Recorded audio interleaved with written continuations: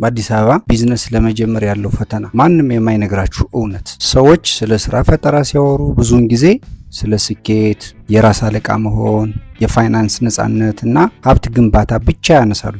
ነገር ግን በኢትዮጵያ በተለይም በአዲስ አበባ ቢዝነስ ወይም ንግድ ለመጀመርም ይሁን ለመቀጠል መስዋዕትነት እንደሚጠይቅ የሚናገሩት ጥቂቶች ብቻ ናቸው።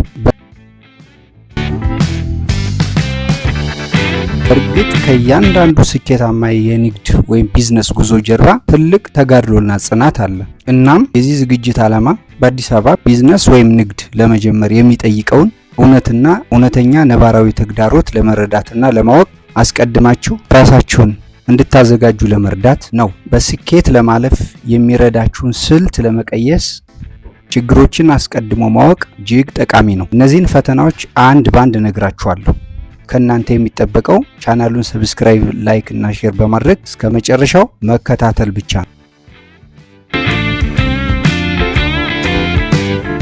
በዚህ መሰረት በአዲስ አበባ ቢዝነስ ለመጀመር የሚገጥማችሁ የመጀመሪያው ትልቁ ፈተና አንደኛው የቤት ኪራይ ጫናና ከዚህ ጋር ተያይዞ የሚከሰተው በካፒታላችሁ ላይ የሚኖረው ተጽዕኖ ነው። በአሁኑ ሰዓት በአዲስ አበባ ለስራ ቤት መከራየት ለጀማሪ ነጋዴ ቀዳሚው ፈተና ነው። የንግድ ማዕከላት አከራዮች ከ6 እስከ 12 ወራት ቅድሚያ ክፍያ በካሽ ወይም በጥሬ ገንዘብ ይጠይቃሉ። ይህ አሰራር ነጋዴው ምርቱን ወይም አገልግሎቱን ሳይሰጥ እና የመጀመሪያ ደንበኞች ሳያገኝ ካፒታሉ ሙሉ በሙሉ ይበላበታል። እናም የመስሪያ ቤቱ ኪራይ ውድነት እና በሚፈለገው ቦታ ላይ ማግኘት ፈታኝ መሆኑ ብቻ ሳይሆን የመስሪያ ቦታ ወይም ቤት ካገኛችሁ በኋላ እንኳን በአከራዮች በቅድሚያ የሚጠየቀው ከ6 ወር እስከ 12 ወር ክፍያ በጣም ከባድ ራስ ምታትና ፈተና ነው። ሁለተኛው የሚገጥማችሁ ተግዳሮት ወይም ፈተና የቢሮክራሲ፣ የፈቃድ ማውጣትና የግብር ፈተናዎች ናቸው። ንግድ ለመጀመር ከመንግስት ቢሮዎች የሚጀምረው የቢሮክራሲ ሂደትና የግብር አሰራር ሌላ ዋና ፈተና ነው። ሂደቱ የሚጀምረው በክፍለ ከተማ የገቢዎች ቢሮ በአካል ተገኝቶ የጣት አሻራ በመስጠት የግብር ከፋይ መለያ ቁጥር ወይም ቲን በማውጣት ሲሆን በመቀጠልም የንግድ ስም ለማስመዝገብና የኪራይ ውሎችን ወይም የኪራይን ውል በሰነዶች ማረጋገጫና ምዝገባ ኤጀንሲ ወይም በወረዳ ቢሮ ለማጽደቅ ረዥም የቢሮክራሲ ውጣ ውረዶችን ማለፍ ይጠይቃል። ንግዱ ከተጀመረ በኋላ ደግሞ ምናልባት በምድብ አምሮሃ ስር ከተመደቡ በመንግስት ታክስ ገማቾች የሚጣለው አጨቃጫቂ ዓመታዊ የግብር አወሳሰን ትልቅ ራስ ምታት ነው። ስለሆነም ይህንን ቢሮክራሲ ቀድሞ ማወቅና ራስን አሳምኖ መጋፈጥ ወሳኝ ነው። በትዕግስትና በጽናት ግዴታችሁን ለማሟላት አእምሮአዊ ወይም ስነ ልቦናዊ ዝግጅት ማድረግ ቀዳሚ ተግባራችሁ ሊሆን ይገባል። ሶስተኛው ተግዳሮት ወይም ፈተና ታማኝ፣ ታታሪና ረጅም ጊዜ የሚቆዩ ሰራተኞችን ማግኘት። በተለይም እንደ ካፌ፣ ሬስቶራንት፣ የውበት ሳሎንና መሰል አገልግሎት ወይም ሰርቪስ ዘርፎች ላይ የሚገጥም ትልቅ ፈተና ደንበኛ ማግኘት ሳይሆን ታማኝና ቁርጠኛ የሆኑ ሰራተኞችን ማግኘትና ጠንካራ ቡድን ወይም ቲም መገንባት ነው። በዚህ ዘርፍ የሰራተኞች ቶሎ መቀያየር፣ በድንገት ስራ ማቆም፣ አላስፈላጊ ስርቆትና ወጥነት የሌለው የአገልግሎት ጥራት የመሳሰሉት ዋና ዋናዎቹ የዕለት ተዕለት ችግሮች ናቸው። በእርግጥ ይህ የሚሆነው በሰራተኞች ስንፍና ብቻ ሳይሆን በትራንስፖርት እጥረት፣ በኑሮ ውድነትና በሙያ ማበረታቻ ማነስ ምክንያት በሚፈጠር ዝቅተኛ የስራ ተነሳሽነት ጭምር በመሆኑ በአገልግሎት ዘርፉ ላይ ብቁ ሰራተኞችን ማግኘትና ይዞ መቆየት ትልቅ ፈተና ይሆንባቸዋል። እናም በሰርቪስ ዘርፍ ለመሰማራት ያሰባችሁ ከሚገጥማችሁ አንዱ ተግዳሮት ይህ ይሆናል ማለት ነው።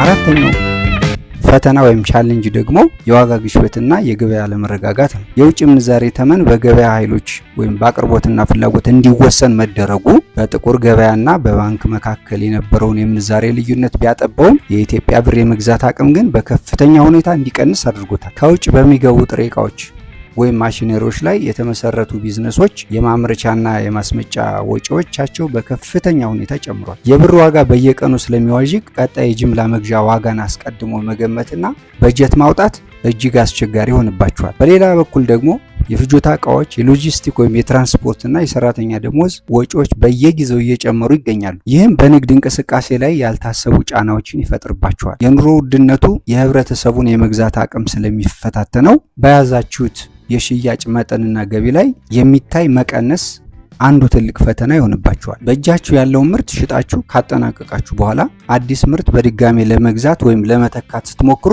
ዋጋው ጨምሮ ስለሚጠብቃችሁ የካፒታል እጥረት ያጋጥማችኋል። የወጪውን መጨመር ተከትላችሁ እናንተም በምርቶቻችሁ ላይ ዋጋ ጨምራችሁ ለመሸጥ ስትገደዱ ከደንበኞች የሚገጥማችሁ ቅሬታና ተቃውሞ ሌላ ከባድ ፈተናችሁ ይሆናል። እናም ከዚህ አንጻር የሚገጥማችሁን ተግዳሮት አስቀድማችሁ መረዳት ይኖርባችኋል። አምስተኛ ፈተና ወይም ተግዳሮት ቢዝነስ በአዲስ አበባ ከተማ ለመጀመር ወይም ለማስቀጠል ድንገት የሚጠየቁ የገንዘብ መዋጮዎች። በአዲስ አበባ ውስጥ ቢዝነስ ስትሰሩ ከሚገጥማችሁ ተግዳሮቶች ከተለያዩ የተደራጁ ወይም መደበኛ ካልሆኑ ቡድኖች በድንገት አስገዳጅ ሆኖ የሚጠየቅ የገንዘብ መዋጮ ተደጋጋሚ መሆን ሲሆን ይህም አንዱ የሚገጥማችሁ ፈተና ይሆናል ማለት ነው። እንግዲህ ጠቅለል ስናደርገው ከላይ የተጠቀሱት ተግዳሮቶች ቢሆኑም በሌላ በኩል ደግሞ ቢዝነስ ለመጀመር በአዲስ አበባ ዘመኑ ያመጣቸው እድሎችም አሉ። ከነዚህም መካከል የዲጂታል ገንዘብ ዝውውር መኖርና ከፍተኛ ሕዝብ ብዛት መኖር ምርትና አገልግሎት በገበያ ላይ ለመሸጥ ጥሩ አጋጣሚዎች ናቸው። ምርቶቻችንን በኦንላይን በተለያዩ ሶሻል ሚዲያዎች ማስተዋወቅ፣ ደንበኞችን መያዝና ትስስር ወይም ኔትወርክ በመመስረት ከሌላው ጊዜ በተለየ ሁኔታ በአሁኑ ሰዓት ጥሩ አጋጣሚዎች አሉ። እስከ ድርጅታችሁ ወይም ሱቆቻችሁ ድረስ የሚያቀርቡ ልዩ ልዩ ሎጂስቲክ አገልግሎት የሚሰጡ በቀላሉ የሚገኙበት ምቹ ሁኔታም አሉ። እንግዲህ ከዚህ የምንረዳው ምንም እንኳን ከላይ የጠቀስናቸው ፈተናዎችና ተግዳሮቶች ቢኖሩም እነዚህ ደግሞ ጥሩ አጋጣሚዎች ናቸው ማለት ነው። እንግዲህ በአጠቃላይ በአዲስ አበባ ከተማ አዲስ ቢዝነስ መጀመር ከሚነገርለት የስኬት የሀብት ጎዳና ባሻገር የቤት ኪራይ ጫናን፣ የቢሮክራሲና የግብር ውጣ ውረዶችን፣ የታማኝ ሰራተኞች እጥረት እንዲሁም የዋጋ ግሽበትና የገበያ አለመረጋጋት የመሳሰሉ ተጨባጭ ነባራዊ ተግዳሮቶች እጅግ መስዋዕትነት የሚጠይቅ ጉዞ ቢሆንም በሌላ መንገድ ደግሞ በአሁኑ ሰዓት በእነዚህ ፈተናዎች ውስጥ እንኳን ሆናችሁ እንደ ዲጂታል የገንዘብ ዝውውር፣ ሰፊ የህዝብ ቁጥርና የኦንላይን ገበያ አማራጮች የመሰሉ ዘመኑ ያመጣቸው ምቹ የንግድ ዕድሎች ያሉ በመሆኑ ፈተናዎችን አስቀድሞ በእውቀት በስነ ልቦና ዝግጅትና በጽናት መጋፈጥ እንዲሁም ደግሞ መልካም አጋጣሚዎችን በአግባቡ መጠቀም ለስኬታማ የቢዝነስ ጉዞ